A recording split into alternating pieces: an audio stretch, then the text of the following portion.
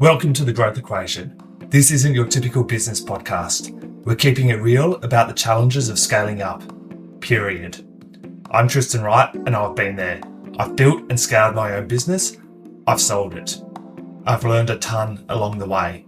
Now I'm bringing you the no BS stories of founders who are in the trenches right now, navigating that messy middle. We're talking advertising, marketing, design, creative, branding, the whole 9 yards. Doesn't matter if you're a solopreneur or running a team of 100. Everyone's got a secret sauce, that thing that makes them different, better. We're going to uncover it. So grab a coffee and let's get real. Today we're talking to Steve Osborn from Identity Marketing. Welcome, Steve. Hey, thanks. It's really good to be here. We're looking forward to the conversation today. Yeah, definitely going to be a good one. So, Steve, you've obviously got a business called Identity Marketing, and you've played in a few different careers prior to setting up Identity Marketing. I think it was a TAFE instructor, and you worked in the marketing space for a real estate firm. So, I want to hear a bit about your backstory as well. Yeah, I guess I started. Well, actually, the start of it is I applied to get into graphic design and didn't get in. And it was like 97 when I did it, and back then it was just insanely hard to get into graphic design. There were so many people applying for it to the point where there was like, I remember there being 3 drawing classes, and these were like packed, like all the desks were full, and out of that they were taking like 1 class, and for whatever reason didn't get in, and then I managed to do some training and get it into this traineeship doing like multimedia, which was like super new at the time. And then just like learn all of the like actual programs that people were using for graphic design as part of that. And what was really interesting is the people who would have been in my final year graphic design class, I actually went in as a lecturer and was teaching them how to use the software, because it was like no one knew how to use Photoshop back then. No one knew how to use all these like different tools. And so because it was all these lecturers that had been there for like 20 years, and they've been doing it since like the 80s and 90s. And I'm coming into the industry and it's all been digital. Like I remember using Photoshop 3 and like everything started then, and people just weren't sure how to sort of make the transition from some of these like older programs like Quark Express to some of the more common things. So yeah, started doing that, did a bunch of training, really enjoyed it. But I think I just kept seeing students going on and having careers, and I felt like it was something that I wanted to do, but I wasn't sure what I wanted to do. A job came up. Doing marketing for a real estate company, did that, saw some really good growth. So the people I was working with, they tripled their revenue over 3 years, and then joined a bigger real estate agency that had just started up. And I think they'd been around for about 6 months. A team of 25. I worked there for 3 years. They went from I think like 2 million in revenue to about 10 over 3 years, and went from like 25 to 80 people. And it was just like a massive growth phase, and just dealing with that and doing all the marketing for all of that. Learned a lot about growing brands, growing company, what you need to do to grow the marketing, and then decided to start my own agency. And since then, been working with a lot of businesses, helping them with their brand to get the foundations of their brand right, and then the marketing after that to get the marketing right. And about 50% of our work comes from the property sector, just because I've got a big background and network inside of that space. Yeah, awesome. Now you said get the business side of it right, then the marketing. What do you mean by that? Yeah, so if I think of a brand in terms of its foundation, so like if you think of a brand from a customer's point of view, like the brand from a customer's point of view is like what they say it is, and that's ultimately like their gut reaction to whatever the business is. And you can control that largely through 3 things, which is like how the brand looks, so like your logo, fonts, colors. Is that cohesive, or is it like a bit messy and different in different places? And then you look at your messaging, like does the brand actually have a clear messaging to have like a clear position in the market? And then you start looking at like your customer service as a third pillar, which is how do you actually treat people both face to face and like online, and like do you get back to people straight away, or is this like a wait a week and I'll get back to you type thing? And so like when you get those 3 things right, it really then starts to control what customers say about the actual brand, which is ultimately the foundation. And if you can get that right, then all the marketing that you do tends to get a lot better cut through and cost less.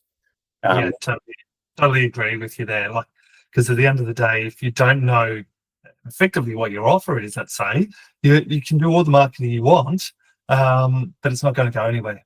Yeah, exactly.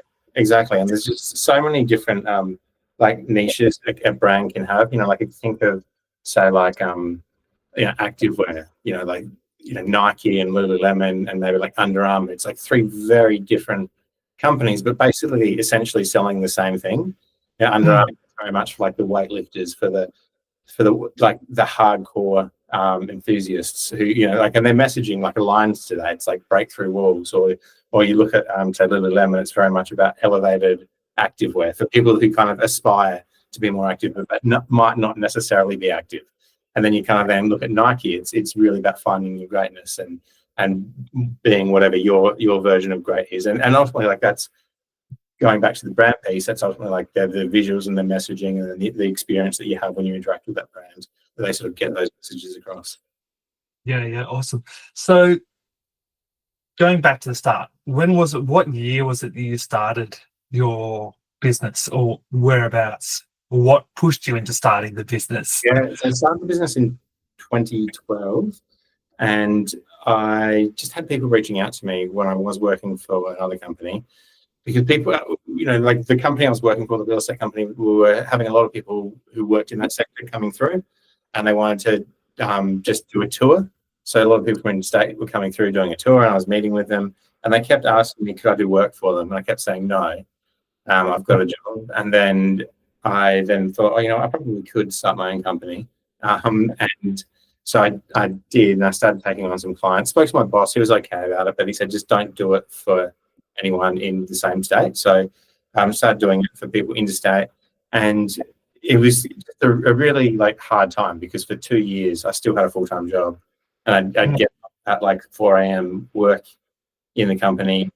Kids would get up at 6, make them breakfast, drop them to school. I'd go to work, do my day job. And at lunchtime, I'd do my business. And then at night time, after the kids went to bed, I'd do the same thing again.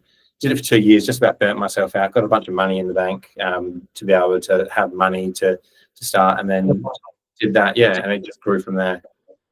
Yeah, nice one.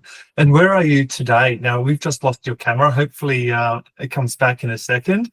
Uh, but where is the business today? So you did all of those hard yards in the early days. Yeah, so the business is going really well today. Oh, the camera has just changed here. Let me just see if I can fix that up. So I'm assuming you had like one of the AI Osborn cameras, and it's just reverted back to your computer camera.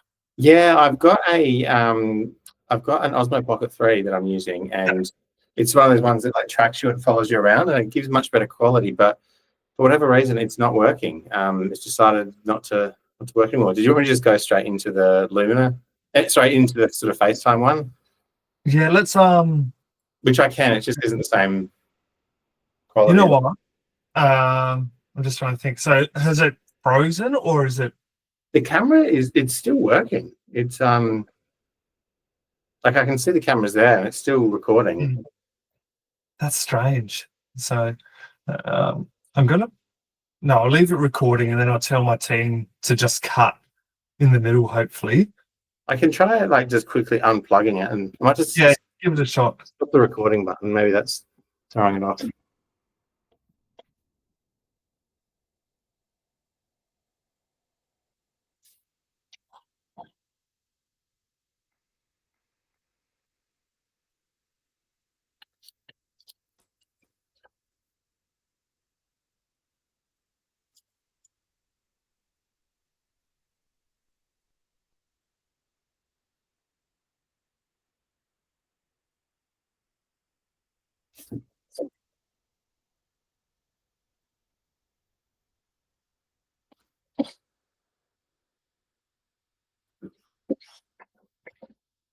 No, it's not picking it up.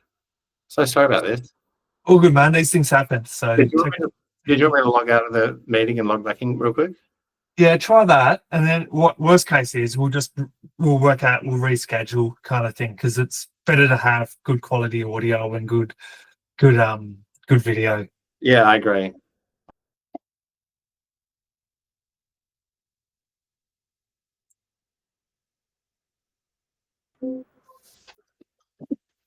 All right, that seems to be Yeah, It's working.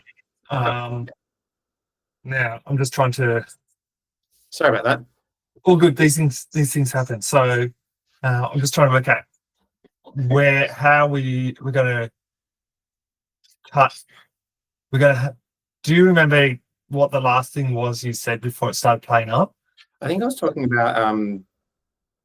I think it was the middle of the question was like the question started playing up and was when you asked me what was it like leaving the company. I sort of went into that spiel about burning myself out, that type of thing. Yeah. Okay. So let's start from the start of that. So you talked about how you're working full time for two. You're working two jobs effectively for 2 years, and then like waking up early, working at lunchtime. You did that for 2 years, and then there was a question from there. So I'm just trying to remember the exact. Hang on. You know what? I've got the transcript because that. Where's the? Okay.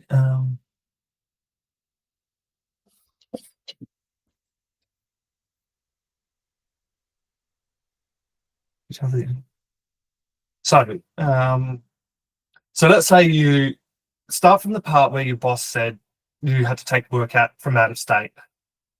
Yeah. So, yeah. So start from there. Yes, and my boss was really cool about me doing work interstate. Just didn't want me to do work in South Australia, and that worked out really well because we actually picked up a ton of clients outside of Adelaide, and it was a really hard period of time. I remember like just working myself into the ground to do that. And the funny thing was, I was actually the third employee in my own company. Like I already had two full-time employees, and Really? yeah, Wow. two full-time employees, and I was working elsewhere full-time. I think there's just that big sort of fear around like quitting your day job and doing your own thing. Were the full-time employees onshore or offshore at the time? Onshore. So I even had office space that I was paying for.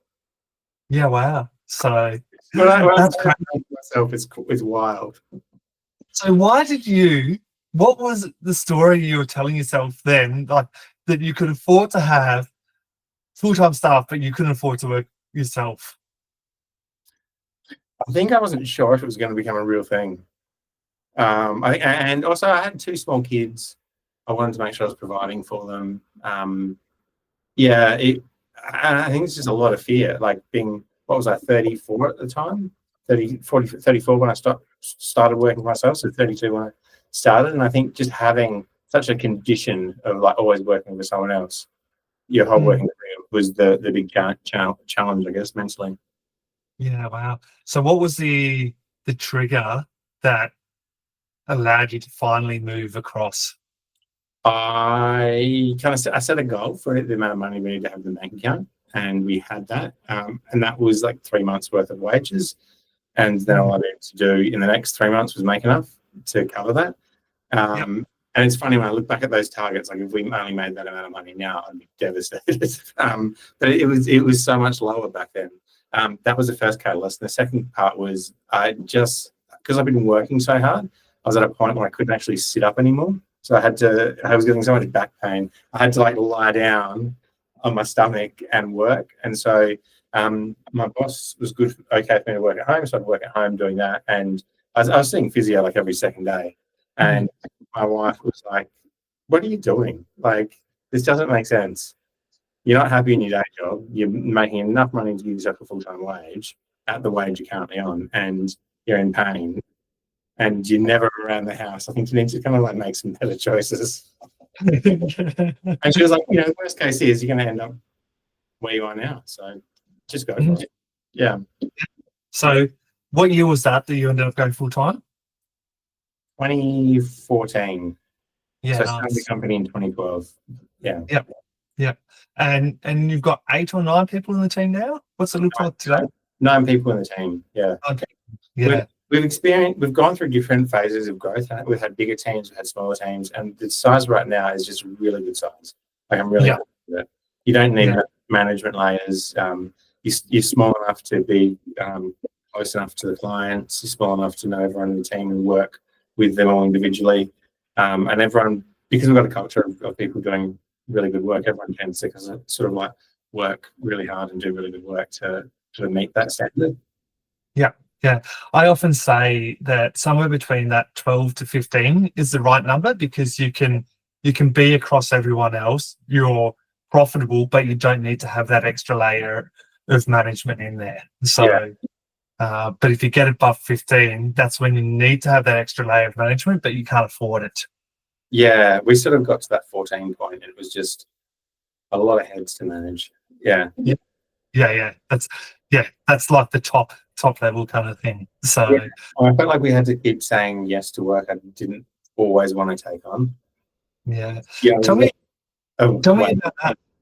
Saying yes to work that you didn't want to take on. I try and when we take on clients, I try and look at a few things.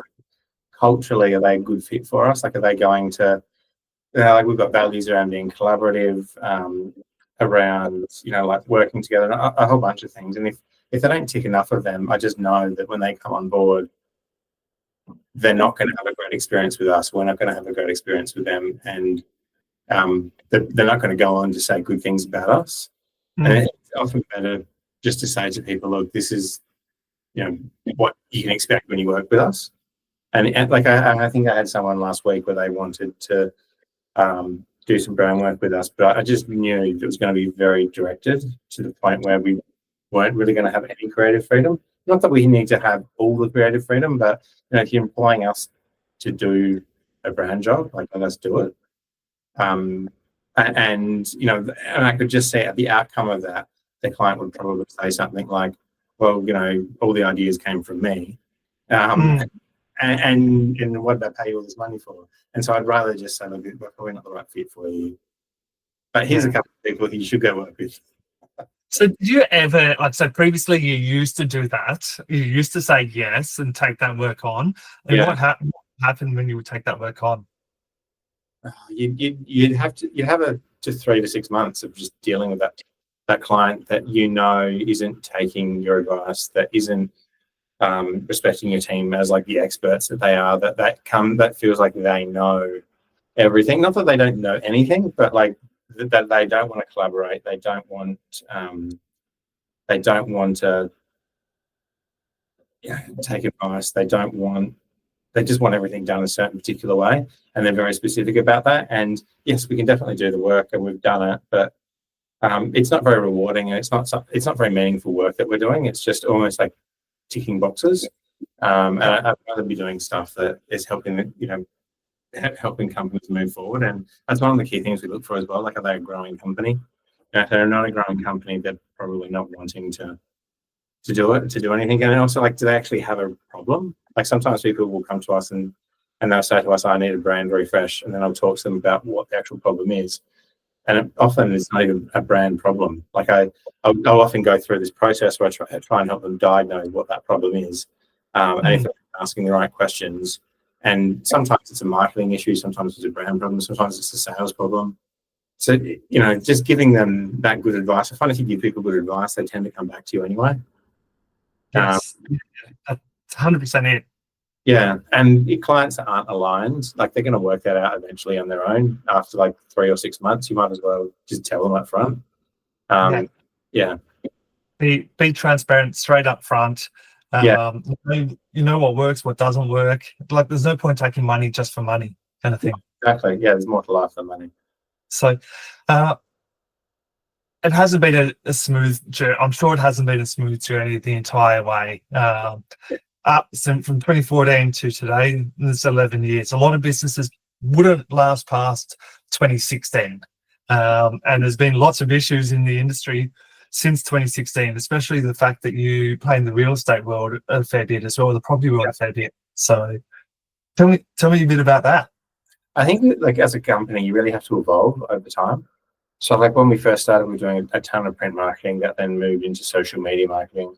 Now we're sort of in the space where we do like a lot of like branding. We do a lot of we do a lot of like strategy. So we'll look at a company and work out what is it that they're actually trying to achieve as a business, and then let's look at then a brand and marketing strategy that'll work alongside that. And some of those things they might do internally with their marketing manager, some things they might do externally with us. And then having times of actually checking on that strategy and then going back and going, okay, this is where we're ticking our boxes, this is where we're not ticking our boxes, these are the things we need to move forward.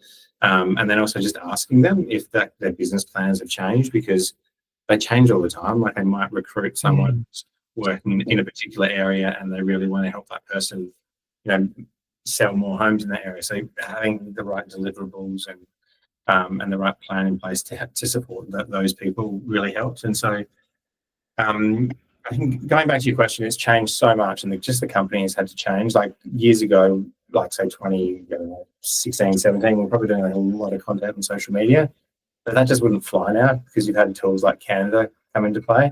And so like companies now go and, make all of that themselves. And so where we support them in that is that sort of like planning piece. So we'll actually go and make like a content pack for them. We'll put together a rollout plan so they can actually like execute that internally and then do some training with them off the back of that.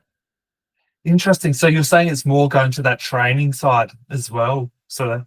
Yeah, sorry, training might not be the right word, but more like consulting and just giving feedback. Like we had a Zoom meeting with them this morning, and they were showing us like their social media feed and in part of that meeting, and they're saying how the colours aren't quite right. And I was looking at them like, well, you made those pieces.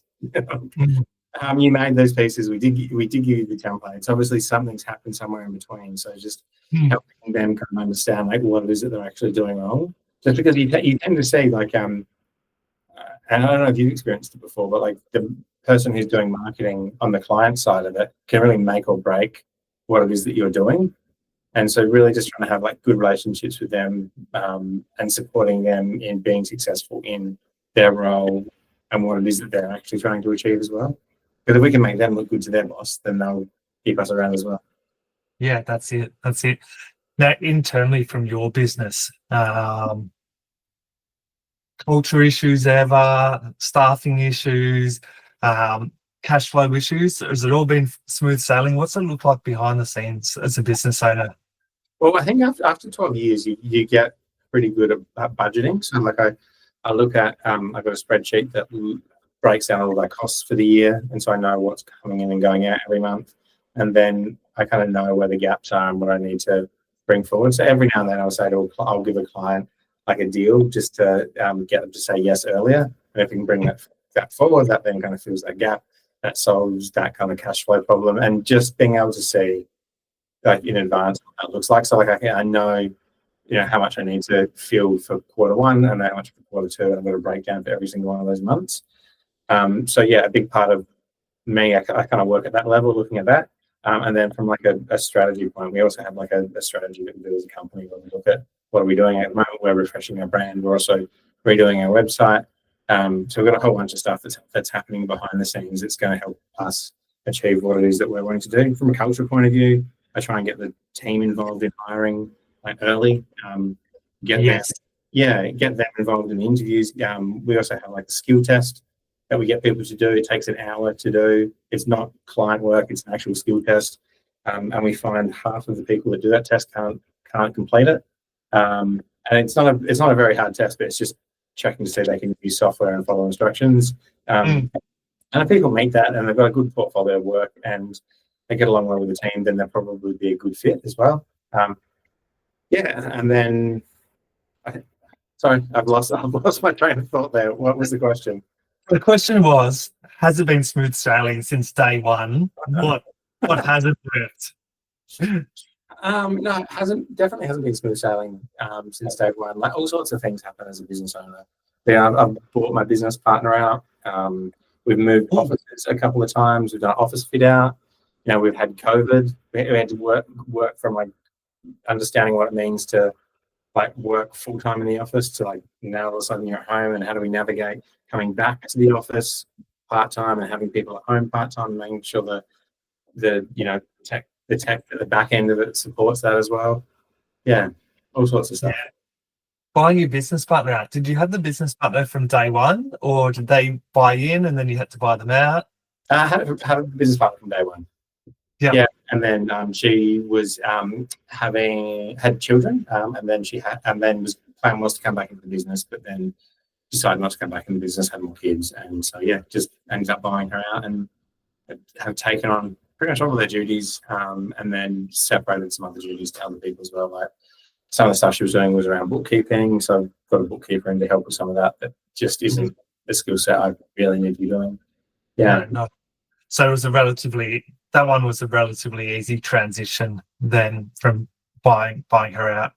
Yeah, definitely. I think a big part of that was because as well I had all the relationships with all the clients. It was very much client facing, and everyone that was coming through the company had dealt with me at some point. So it wasn't like, well, we were introducing a new face. From a client's point of view, it probably didn't feel like anything in change. I don't think most people even are aware. And she was very much behind the scenes as well. So managing like the team and managing finances and stuff like that, which I can do quite well now too. And got a really strong administrator, Charlotte, who does a lot of the admin work for the company too. Yeah, nice.